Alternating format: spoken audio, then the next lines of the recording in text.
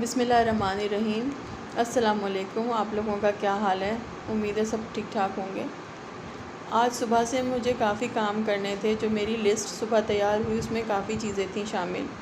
सबसे पहले मुझे धोबी की शॉप पे आना था क्योंकि मेरी बेटी के कोट में एक पेन का निशान लगा हुआ था।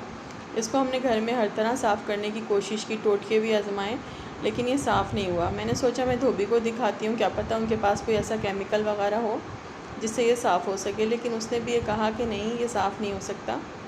तो फिर मुझे मायूस होकर वापस ही आना पड़ा।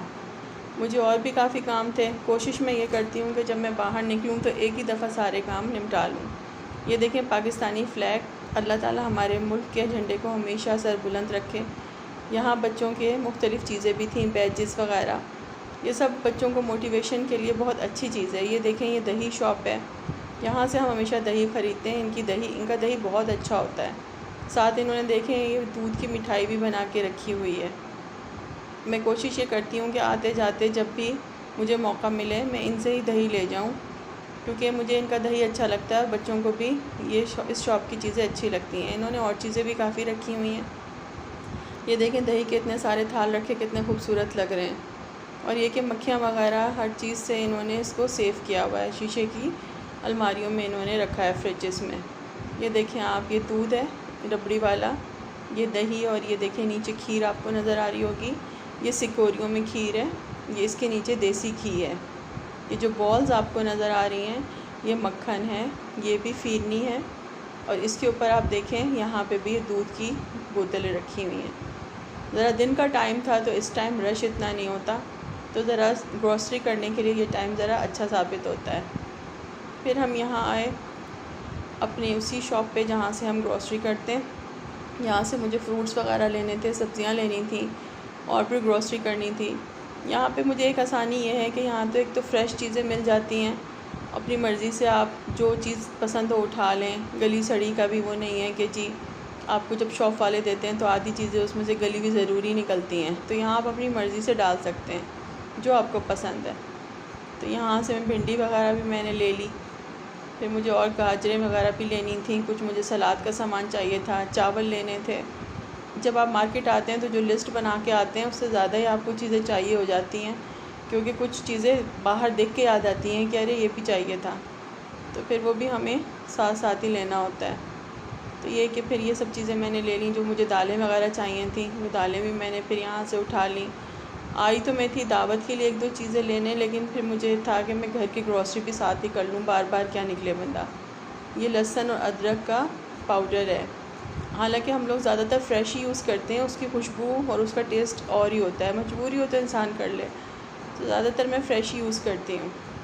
ये मुझे सौंफ वगैरह लेनी थी। मिर्चें ख़त्म थी घर में, मिर्चें ले ली मैंने। कुछ मसाले घर में अभी मौजूद थे, फिर वो मैंने नहीं लिए। जो मुझे चीज़ें ख़त्म हो रही थी या ख़त्म होने वाली थी वो मैंने उठा ली। अब तो महंगाई भी इस कदर ज़्यादा हो गई है कि इंसान को देख कर ही लेना पड़ता है कि जो मोस्ट इम्पॉर्टेंट सामान है आप वही ख़रीदें। ये बिरयानी कौरमा मसाला भी चाहिए था। फिर यहाँ पे हम आए तो हमें यहाँ से मैकरोनी भी चाहिए थी, वो भी हमने उठा ली। इसी तरह देखते हुए मैं चल रही थी और ये सॉल्ट मैं भूल चुकी थी। अचानक मुझे देखकर याद आया, यहाँ हमने इस पे टैग लगवाया प्राइस का।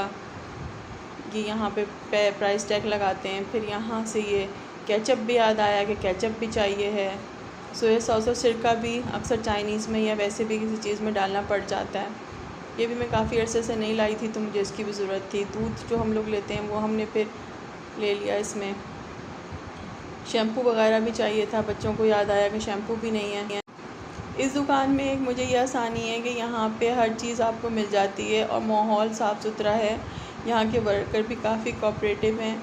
बिलिंग में भी टाइम नहीं लगता कि वर्कर्स जो हैं वो आगे पीछे हो जाएं, तो फिर ये कि आसान हो जाता है ज़रा ग्रॉसरी करना। और फिर हमारे घर के नज़दीक भी है, तो ये वजह भी है। ये हमारी यहाँ से ग्रॉसरी कंप्लीट हुई, तो अब हम जो हैं वो बिल की तरफ जा रहे हैं। अब यहाँ से हम बिल करवाएंगे और फिर हम बाहर आएंगे। यहाँ से ये भी एक आसानी हो जाती है कि यहाँ के जो इनके वर्कर्स हैं वो ट्रॉली बाहर ला के गाड़ी में आपको रख देते हैं। उससे ये आसान हो जाता है कि आपको ये काम जो है ख़ुद नहीं करना पड़ता। एक तरह की हेल्प है इनकी, अच्छी बात है, एक फैसिलिटी है। फिर इनके वर्कर ने हमारा सारा सामान गाड़ी में रख दिया। हालांकि गाड़ी इस वक्त मेन रोड पे ही खड़ी थी और इस वक्त ये भी डर था कि ट्रॉली जो है वह बिल्कुल डेंजरस जगह पे खड़ी है। मैं ख़ुद चाह रही थी कि ज़रा जल्दी रख दे ताकि ये कि हम लोग निकल जाएं यहाँ से। फिर यहाँ से मैंने सोचा कि समोसे लेके चलूँ, तो ये कि शाम को भी चाय के साथ हम समोसे खा लेते हैं, क्योंकि आज रात को हमारे घर दावत भी है, तो अब जाके हमें उसकी भी तैयारी करनी है। ये समोसे बनते हुए बहुत प्यारे लग रहे थे, तो मैंने सोचा मैं इसकी वीडियो आप लोगों को दिखाती हूँ। यहाँ से हमने समोसे वगैरह लिए।